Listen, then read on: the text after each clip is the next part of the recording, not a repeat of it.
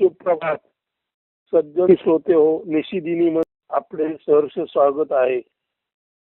आजच्या निशिदिनीच्या निरूपणाचा विषय आहे, विषया तू टाळी मनोजय निश्चित करी. म्हणजे विषयांना तू टाळ आणि तुझा मनोजय म्हणजे मनावरचा विजय निश्चय कर. ज्या योगे तू जीवनामध्ये यशस्वी होशील. तर विषया तू टाळी मनोजय निश्चित करी.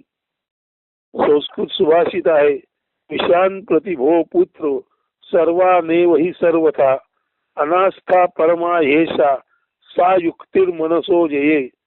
मराठी रूपांतर, सर्व विषया संबंधी संपूर्ण अनास्था मनी जो धारण करी, मनोजयाची हीच सर्वोत्कृष्ट युक्ती, पुत्रा तिचा तू अवलंब करी.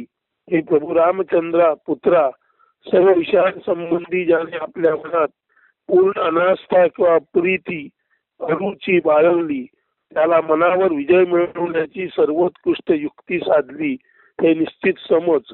व याच युक्ती मार्गाने तूही तुझा जीवन मार्ग सुनिश्चित व तुला विजय पथावर नेणारा असा प्रशस्त आरामदायी बनव. एक तऱ्हेने प्रभू रामचंद्रांना हा गुरुपदेश प्राप्त झालेला आहे व त्याच वेळी तो आशीर्वादही आहे. तुम्हा सर्वांसाठी हा उपदेश व आशीर्वाद जीवनात यशस्वी होण्यासाठी अति उपयुक्त आहे.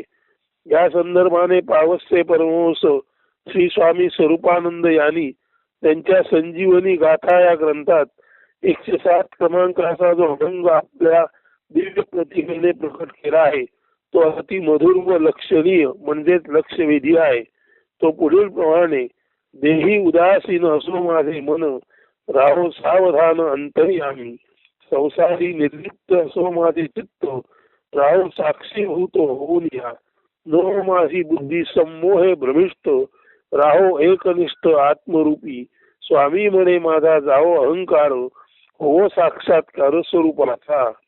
देही उदासीन असो माझे मन राहो सावधान अंतर्यामी. देहाच्या दृष्टीने किंवा देहामध्ये जे माझे मन आहे ते देह आणि देह संबंधी विषय याबाबत उदासीन असो, म्हणजे विषयांपासून ते अलिप्त असो. राहो सावधान अंतर्यामी, आणि माझे हे अंतरंग किंवा माझे हे अंतःकरण कायमस्वरूपी सावधान राहो. संसारी निर्लिप्त असो माझे चित्त राहो साक्षीभूत होऊन या. जगत व्यवहार आणि संसार याबाबत तटस्थ साक्षीत्वात असं माझं मन राहो आणि संसारापासून ते निर्लिप्त राहो, अलिप्त राहो. नहो माझी बुद्धी संमोहे भ्रमिष्ठ राहो एकनिष्ठ आत्मरूपी. संमोह म्हणजे संमोहन किंवा कोणत्या तरी मनाला भूल घालणाऱ्या दृश्यानी माझी बुद्धी संमोहित होऊ नये.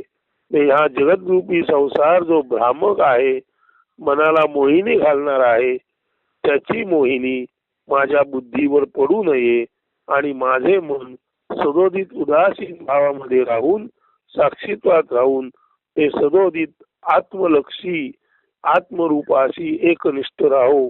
स्वामी म्हणे माझा जाओ अहंकार हो साक्षात्कार स्वरूपाचा, आणि मी माझे मावळ सर्व अशा तऱ्हेने माझा संपूर्ण अहंकार नष्ट हो आणि मला स्वरूपाचा साक्षात्कार हो. म्हणून देही उदासीन असो माझे मन राहो सावधान अंतर्यामी, संसारी निर्लिप्त असो माझे चित्त राहो साक्षीभूत होऊन या. नो माझी बुद्धी संमोहे भ्रमिष्ठ राहो कनिष्ठ आत्मरूपी, स्वामी म्हणे माझा जाओ अहंकार हो साक्षात्कार स्वरूपाचा. स्वामींनी स्वतःला जो उपदेश केलेला आहे, स्वतःच्या मनाला जो उपदेश केलेला आहे, तो कोणत्याही संतांसाठी तसंच संसारी माणसासाठी सुद्धा, तुम्हा आम्हासाठी सुद्धा हाच उपदेश महत्वाचा आहे. एका बाजूला वशिष्ठ महामुनी रामचंद्राला मनोविजय प्राप्त करण्यासाठी सांगतात की सर्व विषयांबाबत तू अनास्था बाळग आणि त्यांच्यापासून अलिप्त राहा.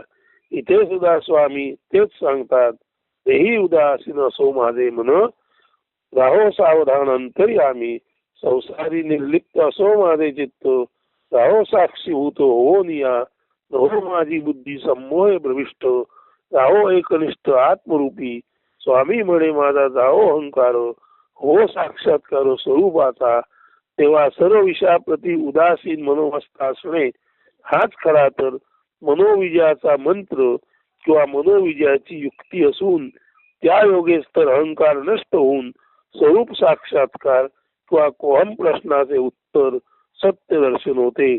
थोड्याफार फरकाने हाच उपदेश प्रस्तुत निरूपणात प्रभू रामचंद्रांना गुरु वशिष्ठ महामुनींनी दिलेला आहे.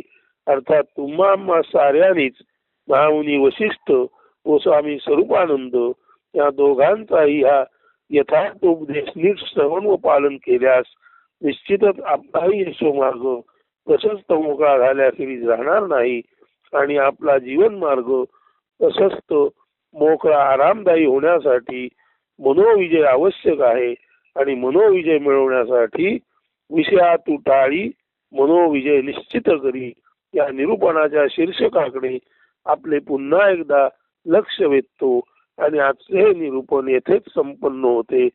धन्यवाद. अस्तु. सुदिन सुप्रभात.